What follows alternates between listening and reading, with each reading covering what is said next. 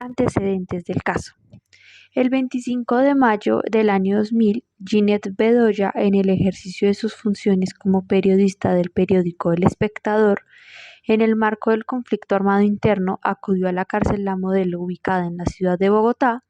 con el fin de hacer una entrevista a un jefe paramilitar que se encontraba recluido en el mencionado establecimiento carcelario. Mientras ella se encontraba en la entrada esperando ser autorizada para ingresar, fue tomada a la fuerza por un hombre que la amenazó y la llevó a un lugar cercano. Luego de llegar ahí, dos hombres más salieron y fue vendada, golpeada, insultada y dejada un rato en una silla. Luego de esto fue subida a un vehículo donde siguió siendo golpeada mientras llegaban a un lugar desconocido. Luego de llegar allá habían más personas, pero no lograba ver debido a que tenía los ojos vendados. Fue atada. Posteriormente fue accedida carnalmente por varios hombres y fue amenazada por la labor que ejercía, y señalando que esto era una advertencia para todos los periodistas que intentaban informar las constantes violaciones de los derechos humanos en los diferentes centros penitenciarios del país. También en las horas que estuvo secuestrada, le fue robado el celular y sus pertenencias, dejándole solo los documentos pegados en el pecho y posteriormente liberada cerca de la ciudad de Villavicencio. Aproximadamente, Ginette menciona que duró 10 horas secuestrada, luego fue llevada a un hospital en esa ciudad donde se hizo una valoración inicial y posteriormente llevada a medicina legal para su correspondiente examen médico legal. En su llegada a Bogotá, la Fiscalía General de la Nación inició una investigación la cual no fue suficientemente efectiva para poder establecer las causales por las cuales Ginette Bedoya había sido secuestrada, torturada, violada y posteriormente abandonada cerca de la ciudad de Villavicencio. Los hechos, el país estaba pasando por una situación compleja de seguridad, por lo cual había una guerra entre las guerrillas de las FARC y las Autodefensas Unidas de Colombia, donde el país vivía en zozobra por la violencia que se vivía todos los días. Organismos como la OEA y diferentes organizaciones de derechos humanos manifestaron su preocupación y no veían que el país tuviera una mejora en las condiciones de vida de cada una de las personas, que la violencia no cesaba y las sistemáticas violaciones de derechos humanos se veían desde todos los ámbitos. No se respetaban los tratados ratificados por Colombia o los cuales se había adherido, por lo cual fue un punto de preocupación de todos los organismos internacionales. La pregunta problema que se planteó fue en qué falencias incurrió el Estado colombiano en el proceso de Ginette Bedoya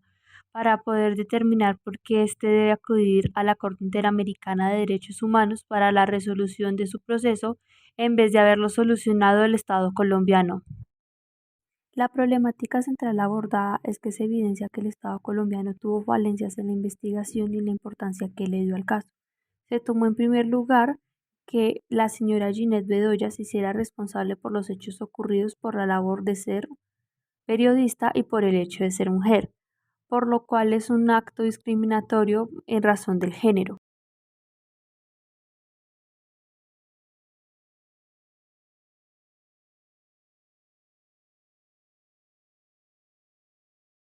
Inmediatamente los hechos ocurrieron, se empieza a indagar al fiscal 103 especializado ante el Gaula Bogotá de la Fiscalía General de la Nación,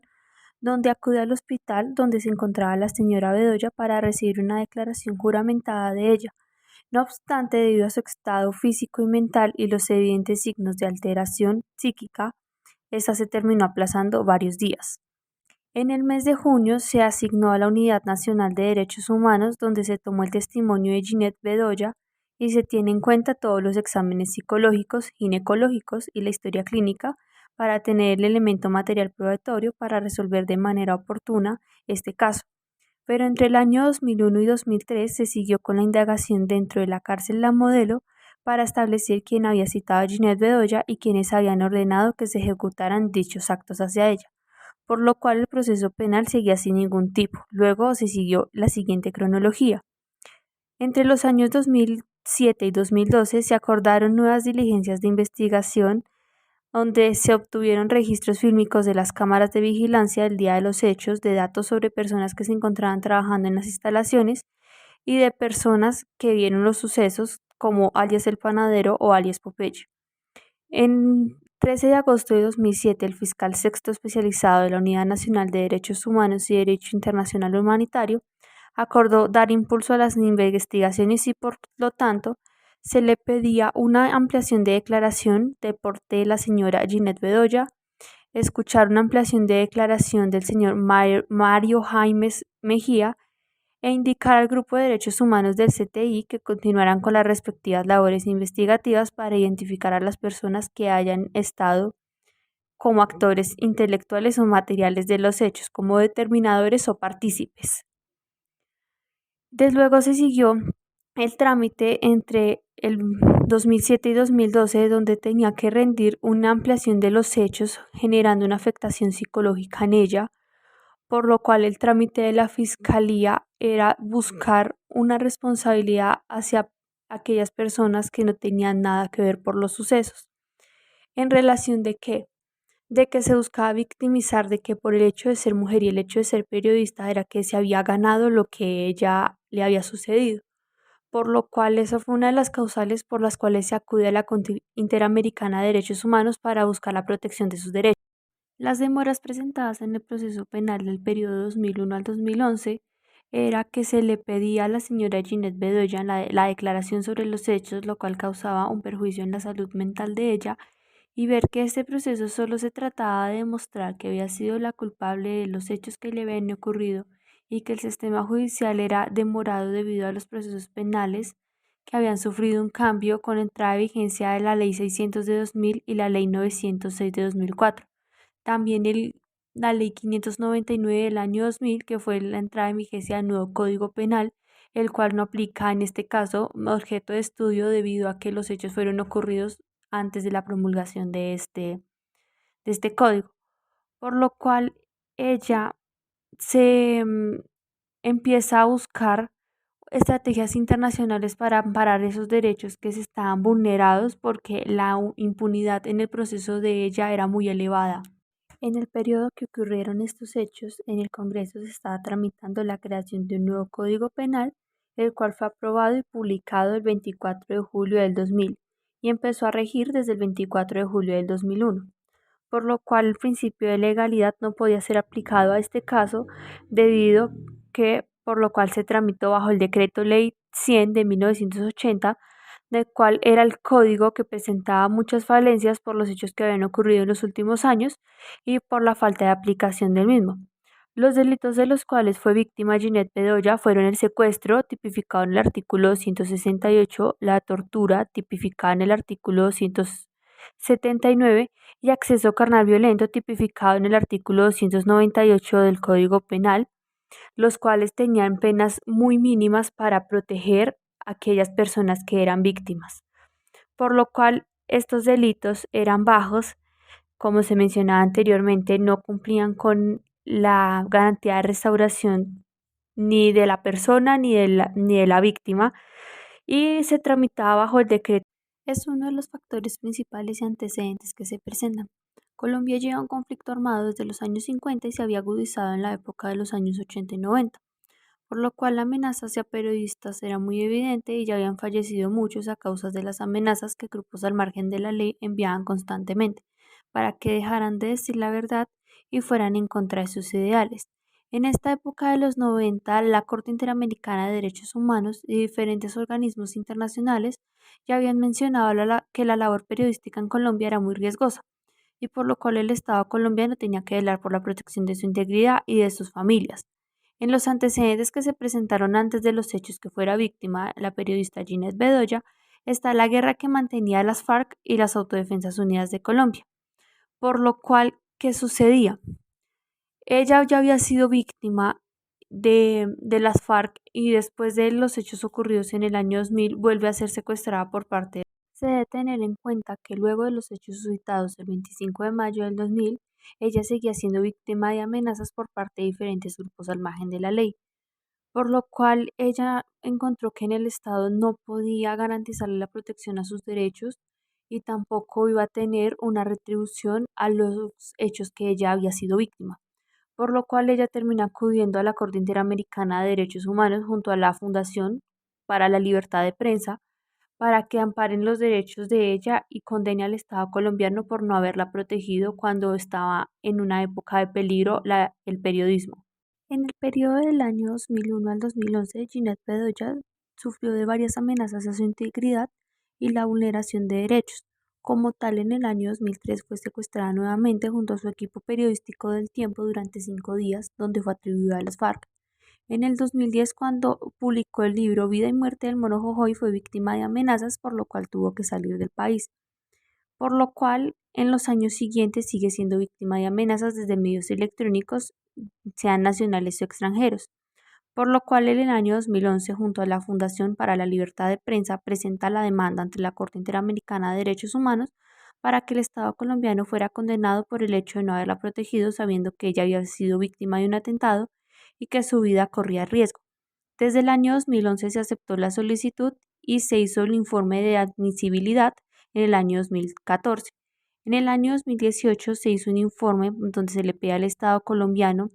que recolectara las pruebas para demostrar que ellos no habían sido responsables de los hechos ocasionados contra la señora Ginette Bedoya.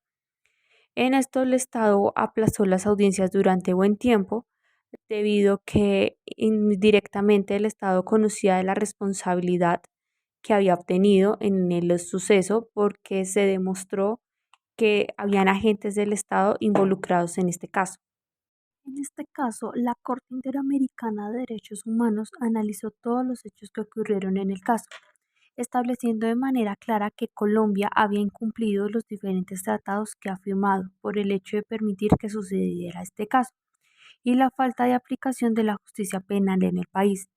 Destaca que más allá de los actos cometidos a Ginette Bedoya, también había una vulneración sistemática de derechos humanos, debido a que después de los sucesos del 25 de mayo ella fue secuestrada nuevamente y en los últimos 18 años amenazada, por lo cual se le reconoce al Estado colombiano que falló en darle un esquema de seguridad y por lo cual la Corte Interamericana de Derechos Humanos lo condena en sentencia, mencionando que la responsabilidad internacional del Estado se funda en actos o omisiones de cualquier poder u órgano de este, independientemente de su jerarquía, que violen la Convención Americana. En lo que respecta al deber de respeto, la Corte sostiene que el mismo constituye la primera obligación asumida por los Estados partes, lo cual se traduce en una restricción al ejercicio del poder estatal cuando éste colisiona con los derechos amparados con el referido tratado internacional, por lo cual también existe la jurisprudencia que sustenta la protección de los estados, por lo cual no se puede generar una vulneración de estos. Cuando ya se llega a vulnerar, generan sanciones como se le están generando actualmente a Colombia, por lo cual el tribunal concluye en que el Estado colombiano es responsable de limitar la libertad de prensa, debido a que en los últimos años no ha dado garantías para la protección de esta actividad y no ha tomado en cuenta los homicidios ocurridos del año 1985 al año 2000, donde los periodistas clamaron por protección y garantías y el Estado no los escuchó porque no tenía en cuenta que eran una población en riesgo y una profesión que en realidad era bastante riesgosa. En este caso, la Corte Interamericana de Derechos Humanos falló en contra del Estado colombiano al evidenciar que habían serios errores al momento de proteger a Ginette Bedoya desde las primeras amenazas que tuvo. Se evidenció que la falta de protección del Estado hace que una persona no se sienta segura en el territorio nacional y por lo cual termine siendo violentados sus derechos. También que la falta de un proceso justo, equitativo, donde la víctima no sea culpada por los hechos ocasionados, hace que la Corte defienda los derechos humanos de ella y evidencie un precedente importante de la protección de las víctimas de delitos contra la tortura, el secuestro y el acceso carnal violento, el cual debe buscarse todas las maneras para evitar que se siga continuando este delito, por lo cual también es importante destacar el derecho internacional porque funciona para proteger y hacer valer los derechos de los ciudadanos, conforme la Carta de Derechos Humanos, la Carta de Naciones Unidas y los diferentes tratados en los cuales se busca la protección de la humanidad y los derechos que cada uno tiene. Es muy importante tener en cuenta lo mencionado en la sentencia por parte de la Corte Interamericana de Derechos Humanos, porque sentó el precedente de que la violencia no debe ser aceptada en ningún tipo y que el Estado debe velar por la protección de cada uno de los ciudadanos. El caso y la experiencia de Ginette Bedoya deja una lección muy importante en materia de libertad de prensa, de derechos de las mujeres y de cómo el Estado presentó falencias en la protección de su vida y de su labor profesional, Actualmente seguimos viendo la misma problemática y en muchos ámbitos aumentada gracias a la falta de garantías de protección por parte del Estado. Aunque se aumenten las penas en delitos contra la violencia sexual, estos siguen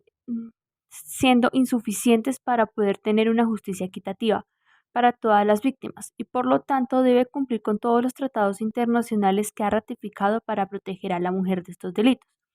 Es importante destacar la importancia del derecho internacional y cómo este ayuda para que se fortalezca la idea de que al contribuir al derecho doméstico en jurisprudencia y en casos de alto alcance, donde cada país puede generar una legislación interna y proteger a las víctimas de todas las personas para que no sufran ningún delito ni ninguna violación de derechos humanos. Muchas gracias.